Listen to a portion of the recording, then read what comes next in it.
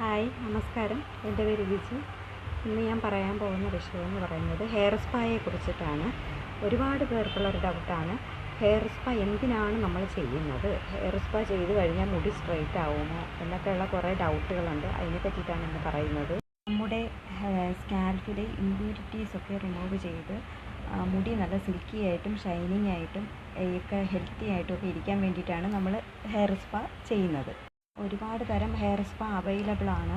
നമ്മുടെ ഡാൻഡ്രഫിനായിട്ടുള്ള hair spa ഉണ്ട്, hair ഫാളിങ്ങിനായിട്ടുള്ള hair spa ഉണ്ട്, മുടി വളരാൻ വേണ്ടിയിട്ടുള്ള ഹെയർ സ്പാ ഉണ്ട്, പിന്നെ കുറച്ച് ഡ്രൈനെസ് ആയിട്ടുള്ള ഹെയറിന് സ്മൂത്തനിങ് ഒക്കെ ചെയ്തിട്ട് ഡ്രൈ ആവത്തില്ലേ, ആ ഒരു ഹെയറിന് ഉള്ള ഹെയർ സ്പായും ഇപ്പോൾ അവൈലബിൾ ആണ്. ഇപ്പം ഡിഫറെൻ്റ് ആയിട്ടുള്ള കുറേ ഹെയർ സ്പായൊക്കെ ഇപ്പോൾ നമ്മുടെ സലൂണിൽ അവൈലബിൾ ആണ്. മുടിയുടെ പ്രോബ്ലം അനുസരിച്ചിട്ടാണ് നമ്മൾ ഹെയർ സ്പാ തിരഞ്ഞെടുക്കേണ്ടത്.